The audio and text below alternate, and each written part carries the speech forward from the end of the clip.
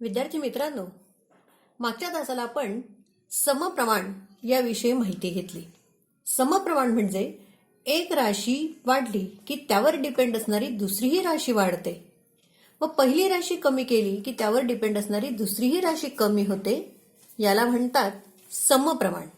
याचं एक उदाहरण आपण मागच्या तासाला बघितलं. आज आपण आणखी एक उदाहरण बघणार आहोत. उदाहरण आहे 12 क्विंटल सोयाबीनला 36,000 रुपये पडतात, तर 8 क्विंटल सोयाबीनची किंमत किती? बघा मुलांनो, आता इथे क्विंटल आणि सोयाबीन 12 क्विंटल सोयाबीनला 36,000 रुपये पडतात.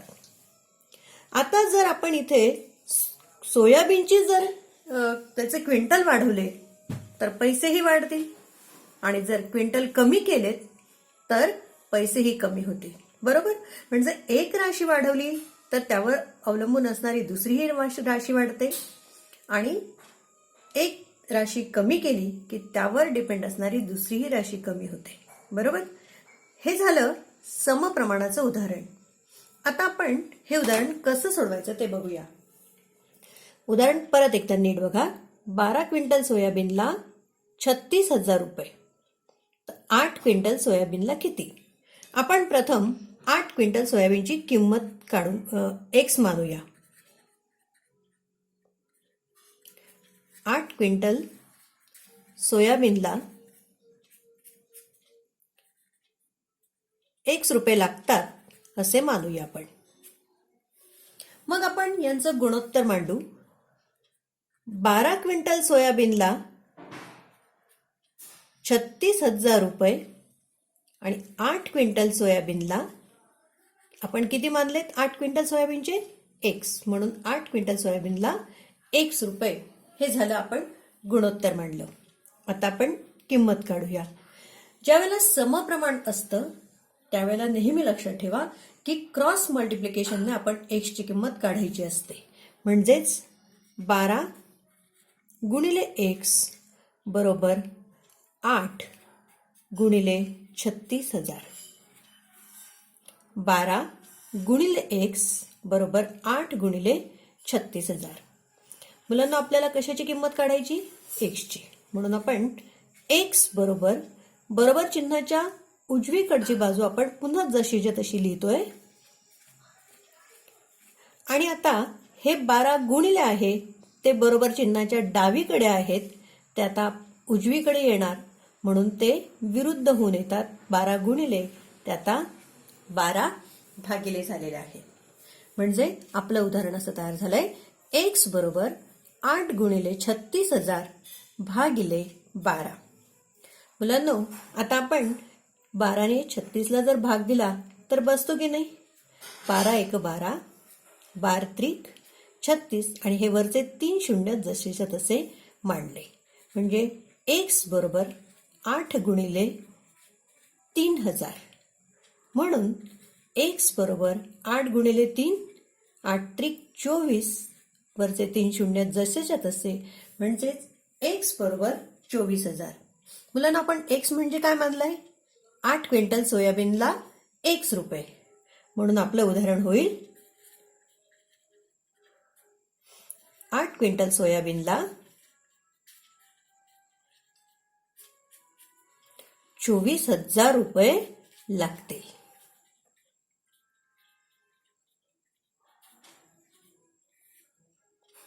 समजलं उदाहरण तुम्हाला? एक गोष्ट लक्षात आपण परत एकदा बघूयात की जेव्हा एक राशी वाढते त्यावर डिपेंडंट असणारी दुसरीही राशी वाढते, अशा प्रकारची जी उदाहरणं असतात त्यांना समप्रमाणाची उदाहरणं म्हणतात. प्रथम आपल्याला ज्याची किंमत काढायची आपण त्याबद्दल x मानून घेतला. त्यानंतर आपण गुणोत्तर मांडलं आणि गुणोत्तर मांडल्यानंतर या पद्धतीने उदाहरण आपण क्रॉस मल्टिप्लिकेशन करून उदाहरण सोडवलेलं आहे. अशा पद्धतीने 8 क्विंटल सोयाबीनची किंमत आपल्याला मिळालेली आहे. आपण आणखी एक असंच उदाहरण बघूया.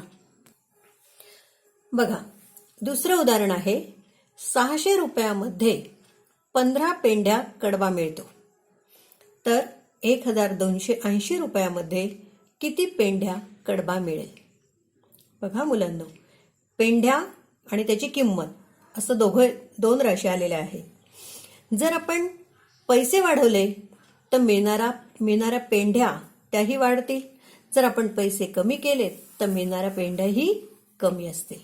आता इथे पैसे काय झालेले आहेत? वाढलेले आहेत. त्यामुळे मिळणाऱ्या पेंढ्या काय होतील? तर वाढतील. बरोबर? मग हे झालं समप्रमाणाचं उदाहरण. आता ते कसं सोडवायचं? सर्वप्रथम आपण विचारला काय प्रश्न? तर 1280 रुपयामध्ये किती पेंढ्या कडबा मिळेल? आपण 1280 रुपयामध्ये X पेंढ्या कडबा मिळेल असे मानू. 1280 रुपयामध्ये X पेंढ्या कडबा मिळेल असे आपण मानून घेतलेत. आता आपण काय मानायचं? तर गुणोत्तर मांडायचं. 600 रुपयामध्ये किती पेंढ्या मिळत आहेत? 15 पेंढ्या. तर 1280 रुपयामध्ये किती झाल्यात पेंढ्या? X मानल्यात आपण. हे मांडलं आपण गुणोत्तर. आता आपण क्रॉस मल्टिप्लिकेशनने X ची किंमत काढणार आहोत. म्हणजेच 600 गुणिले X बरोबर 1280 गुणिले 15. आपल्याला कशाची किंमत काढायची आहे? X ची. म्हणून X बरोबर चिन्हाच्या उजवी बाजू जशीच्या तशी मांडायची भागिले 600. 600 गुणिले इकडे येताना काय झाले? तर भागिले झाले. X बरोबर 1280 गुणिले 15 भागिले 600. म्हणून X बरोबर, आता आपण सोपा भागाकार आपल्याला कुठला वाटतोय? तर 15 आणि 600चा. मग आपण तिथे देऊन बघायचा. 15 एक 15, 15 चोक 60 आणि हा शून्य जसाच्या तसा. म्हणून X बरोबर 1280 गुणिले 1 भागिले 40. X बरोबर 1280 भागिले 40. आता 40ने भाग देण्यापेक्षा आपण 4ने भाग देणं सोपं जाईल म्हणून आपण हा शून्य कट केला. X बरोबर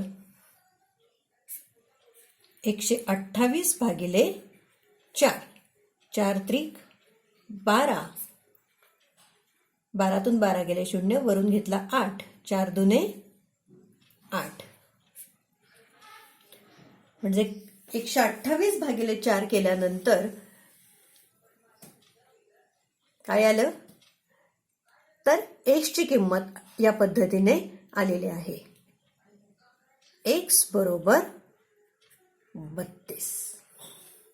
आता आपण X कशासाठी मानलंय?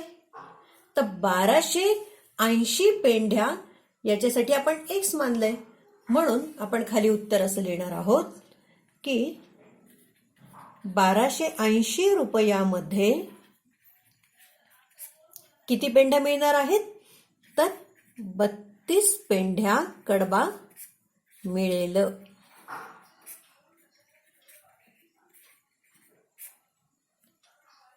समजलं तुम्हाला? मुलांनो, आता आपण बघणार आहोत व्यस्त प्रमाण. इंग्लिशमध्ये त्याला म्हणतात इनव्हर्स प्रोपोर्शन.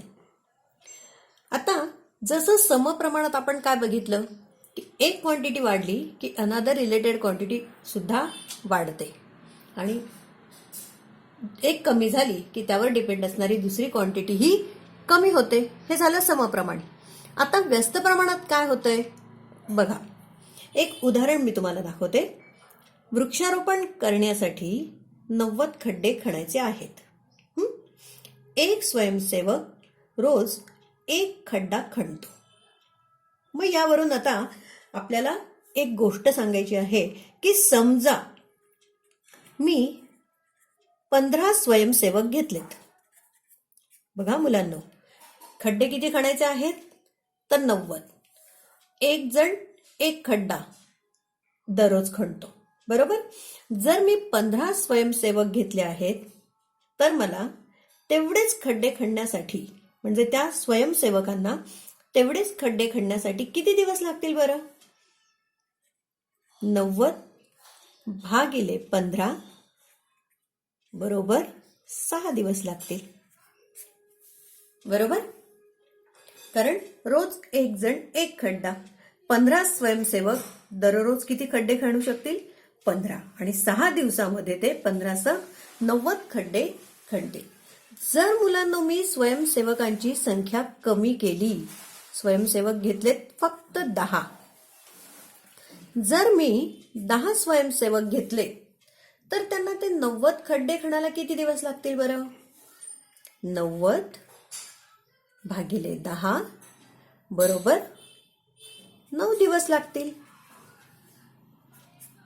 बरोबर.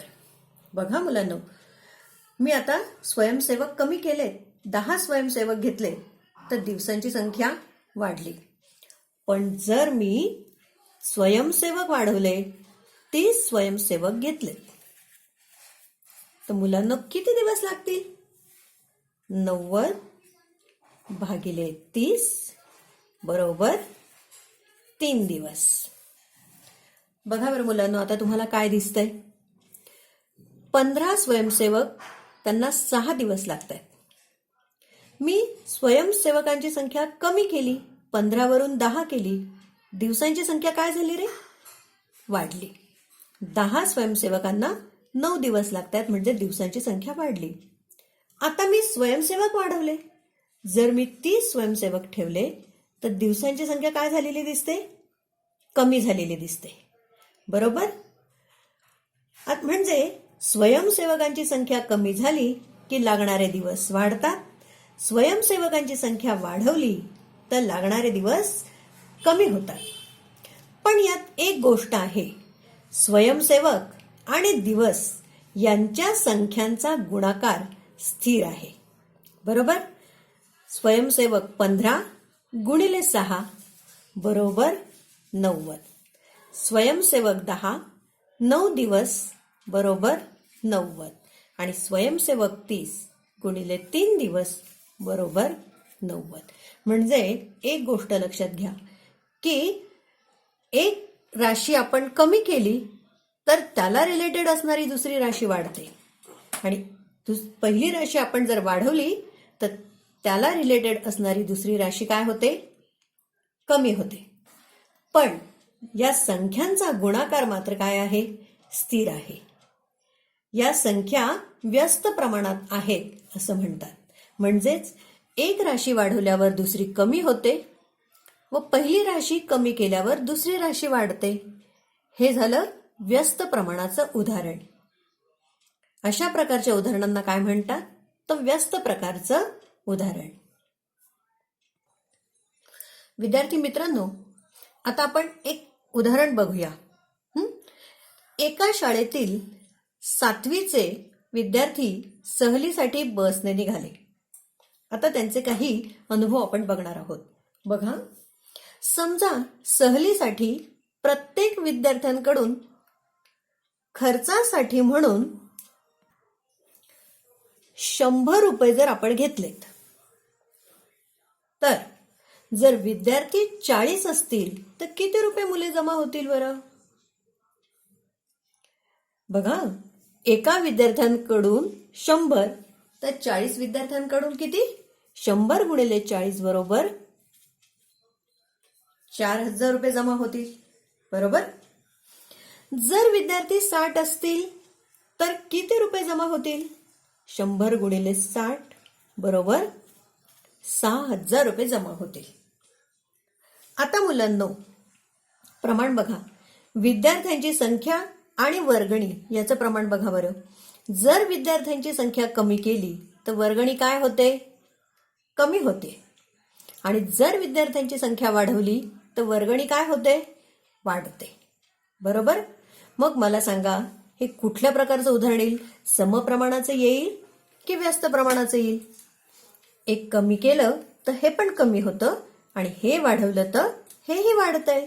म्हणजे हे कुठल्या प्रकारचं उदाहरण होईल? समप्रमाणाचं. बरोबर?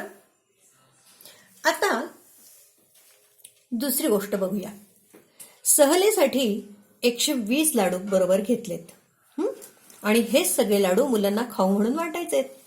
जर 40 विद्यार्थी असतील तर प्रत्येकाला किती लाडू मिळतील बरं? आपल्याकडे टोटल 120 लाडू आहेत आणि विद्यार्थी आहेत 40.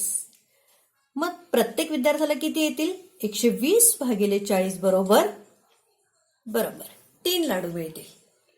पण जर 60 विद्यार्थी बरोबर असतील तर किती लाडू मिळतील? 120 भागिले 60 बरोबर 2. बघा मुलांनो, आता हे प्रमाण बघा. विद्यार्थी संख्या आणि लाडू याचे प्रमाण बघा. विद्यार्थी संख्या कमी केली तर प्रत्येकाच्या वाट्याला येणाऱ्या लाडवांची संख्या वाढते. पण जर विद्यार्थी वाढवले तर प्रत्येकाच्या वाटेला येणारे लाडू मात्र काय होत आहेत? कमी होत आहेत. म्हणजे एक कमी होतंय तर त्याला डिपेंडंट दुसरी राशी वाढते आणि ज्यावेळेला पहिली राशी वाढतीये तेव्हा त्यावर डिपेंड असणारी दुसरी राशी मात्र कमी होते. म्हणजे हे प्रमाण कुठलं असेल? व्यस्त. बरोबर. आता असंच तिसरी गोष्ट बघूया आपण.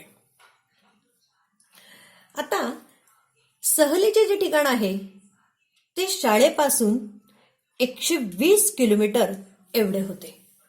किती किलोमीटर? तर 120 किलोमीटर. बसचा वेग ताशी 40 किलोमीटर असेल. म्हणजे एका तासात ती बस 40 किलोमीटर जात असेल तर 120 किलोमीटर जायला तिला किती वेळ लागेल बरं?